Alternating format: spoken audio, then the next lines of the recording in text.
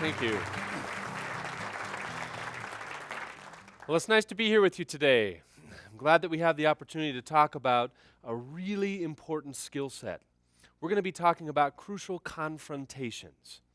And first of all, I just want to describe what we mean by crucial confrontations.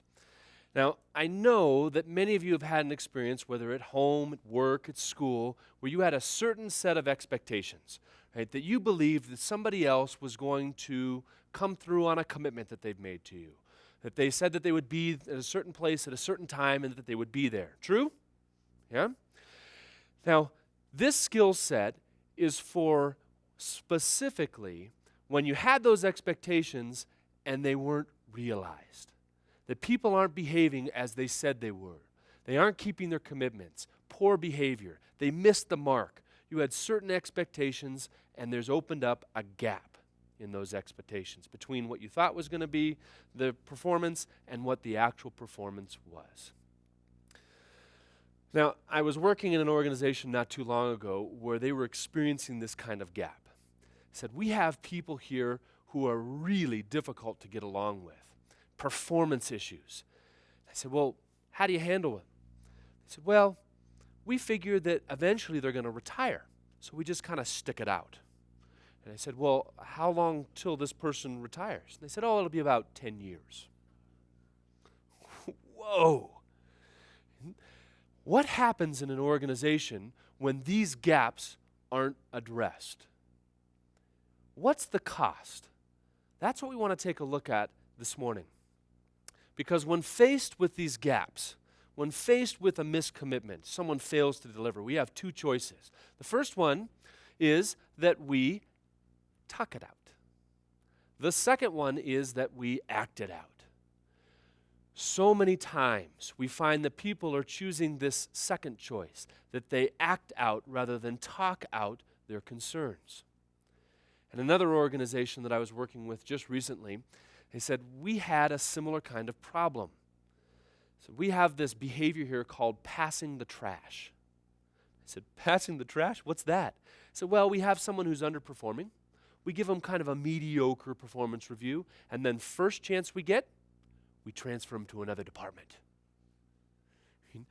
Now imagine, what's that costing this organization? As they started to look at this, they found it was costing them more than they thought.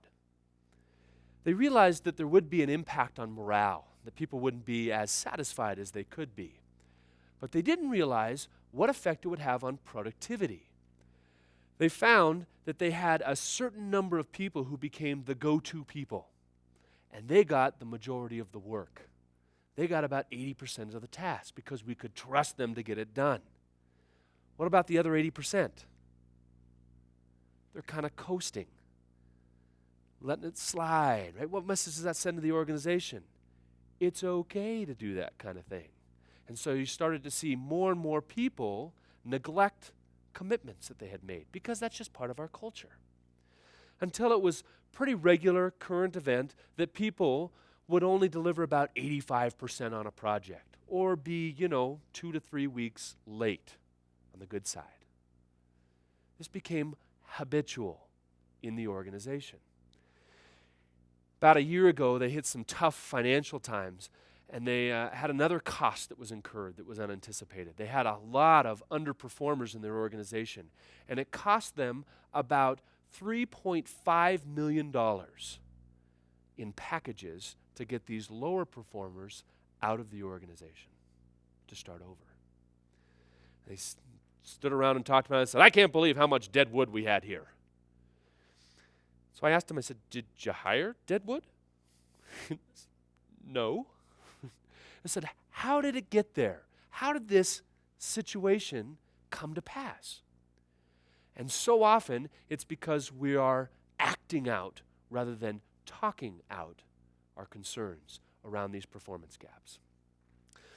So, if you are able to talk through these high stakes, right, disappointments, you'll see productivity increase. In one organization that we worked in, manufacturing, when they were able to address this issue, it led to a 50% increase in productivity. And a high-tech firm where they develop software codes, they found that when they were able to catch these problems and address them early on, talk them through, that they were able to improve quality by 30%. In their industry, they have something called a SEV1. A SEV1 is a fatal error in code. It means it's going to grind your program to a stop. So they reduced the number of SEV1 problems, errors that were being created in the code, therefore improving quality by about 30%. We also look beyond industry and find that if you're able to confront other people about disappointments, that it can improve your relationship. There's been a number of scholars, some of which you may be familiar with. Markman out of the University of Denver, Gottman out of the University of Washington, who have studied how those couples who are most successful, who report most satisfaction in their relationships, get to that point. We often think of it as how much we have in common or how much mutual love we feel. Those things are important, but the predictor of success, of happiness, is how we handle the negative emotions, the gaps in our expectations. What Markman found, one of those researchers, was if he could help people deal with these situations, he could reduce the number of people who would get divorced by about 50%. Amazing. Find that these skills will help you improve your relationships at home, at work. Improve your ability to influence, to get to results while actually building and fostering relationships. So what are we talking about here? We're talking about a powerful process. Crucial confrontation derives its power from the process. It gives you steps to think about what to do before, during, and then after a confrontation. Today we're going to look at one of those before skills. And we're going to be looking at the top of that model. It says what to do before we go into a crucial confrontation. I need to pause for a moment and to preface this next little section, share with you a proverb that I recently learned. My sister-in-law is Japanese, and she grew up in Hokkaido. And the other day she shared this proverb with me, Japanese proverb. She said they have a saying that goes like this: it's better to have the wrong solution to the right problem than the right solution to the wrong problem. Let me repeat that one more time. It's better to have the wrong solution to the right problem than the right solution to the wrong problem. Crucial confrontations are interesting because they're often complex. And we believe that just because we're talking, we're solving the problem. We want to make sure that, first of all, we're wrestling with the right problem. Make sure we have our arms around the right issue. And sometimes that can be difficult. So I want to teach you 2 skills here to help you before you get into this confrontation to get to the right problem. Okay? So here's the first one. It's called CPR. Now, a lot of you are familiar with CPR. Ever heard of CPR before? This is different. Usually you think of this as cardiac pulmonary resuscitation, right? To resuscitate a person. Well, in some ways, it's the same. It's how do we resuscitate a relationship that's kind of broken because of patterns of missed commitments. CPR in this context stands for content, pattern, and relationship. Content, pattern, and relationship. Let me describe each one of those for you. Content. Content tend to be issues that we experience the first time. And I've made an agreement with someone and they didn't follow through. I deal with that issue, content. Most of the chronic problems that we experience in organizations are not, I repeat, not content in nature. They're more pattern or relationship in nature. So let me describe that middle one, the pattern conversation to you. I'd given a presentation, and after the presentation, there was a woman who approached me. She was a home health care nurse, worked with a number of others who serve people actually here in Salt Lake City. And she was really excited about the content. She said, "This was great, and it would never work with my group. I really loved what you said, but I've tried it. I've held the conversation, and nothing changes." So I asked her to describe a little bit about what she was dealing with. She says, "Well, as home health care nurses, we go out and we make visits to people's homes. And then we come back and we're required by law, within a certain time frame, to fill out a report, condition of the patient, medications administered, and so forth. Said, I'm in charge of receiving those reports, and I typically get those reports 2 to 3 days later than what's required by law. When I noticed this, I went in to solve the problem. We got into our next team meeting. I sat down. It was my turn to talk. I held up the report and I said, these reports are really important, and I need you to turn them in on time. Reasonable request, right? And everyone nodded their head and said, yes, yes, yes, we know. We'll do it. Well, next week rolls around. What happens? Reports are late again. Next week rolls around. Reports are late again. And so she goes back into the meeting and she has a new strategy now. She sits down and she says, these reports are really, really, really important. Right? She whips out that triple really. Does it change? No, right? They're all nodding their heads and saying, yes, yes, yes, we agree. Yes, we'll do that. The next week rolls around, nothing happens. So she starts to get very upset. And anytime she can, she directs them towards the reports. Right? Makes subtle comments until one day she can take it no longer. She comes in with a new strategy. She sits down, and as soon as the meeting starts, she whips out that report and she says, these reports are really important. You notice how her strategy's changed? Slower and louder, right? That'll solve the problem, does it? No. Think about this for a moment. Why does she remain stuck?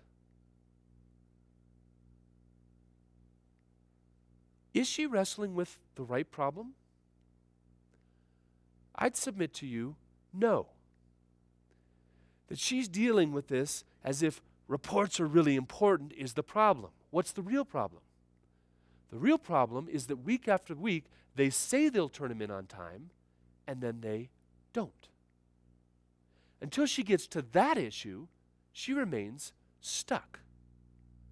So often we only deal with that surface issue. Reports are important, and we don't get down to the pattern that is really at the root of lack of results, of missed opportunities, of all the types of problems we've been talking about today.